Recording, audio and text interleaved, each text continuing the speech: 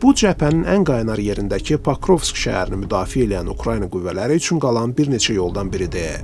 Təchizat, canlı qüvvə dəstəyi və evakuasiya olunanlar daxil demək olar ki, hər şey burayla keçməlidir. Deyirlər ki, havada nəsə uçur. Yol bizi müvəqqəti tranzit mərkəzinə aparır. Cəbhəyə yaxın bir neçə belə mərkəzdən birinə. Onlar buraya sursat gətirir və saxlayırlar. Əgər bir bölüyə təcili sursat lazımdırsa, yük maşını burayla 2-3 dəfə gedib gələ bilər.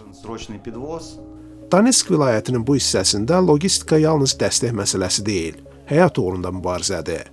Hər bir bölüyün ehtiyac duyduğu təchizatı, sursatı alması üçün böyük resurslar sərf olunur. Rusiya qüvvələrinin taktikası belədir ki, Ukraynalıların zəif yerini tapana qədər müxtəlif yollarla hücuma keçirlər. Aylardır Rusiya Pokrovsk və qonşu Mirnohrad şəhərlərini mühasirəyə almağa çalışır. Müharibə Araşdırmaları İnstitutunun məlumatına görə, Rusiya qüvvələri Ukrayna bölüklərini şəhər daxilində sıxışdırmağa və qərbdən irəliləməyə çalışırlar. Analitiklərin sözlərinə görə Moskva indi bu istiqaməti bölgəyə nəzarəti ələ keçirmək üçün ən doğru yol sayır. Rusiya qüvvələri hazırda əsasən tutduqları mövqeləri qorumağa və qüvvələrini artırmağa çalışırlar. Biz onları sərt şəkildə vurmağa çalışırıq ki, qüvvə toplayıb irəliləmələrinə imkan verməyək. Pokrovsku qoruyub saxlamağa ümid varmı?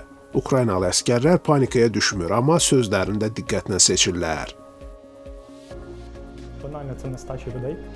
Problem sadəcə insan çatışmazlığı, hava şəraiti və vətəndaşların son ana qədər şəhərdə qalmasıdır. Rusiya əskərləri mülki geyimdə olur və bizimkilər onları ayırt eləyə bilmir.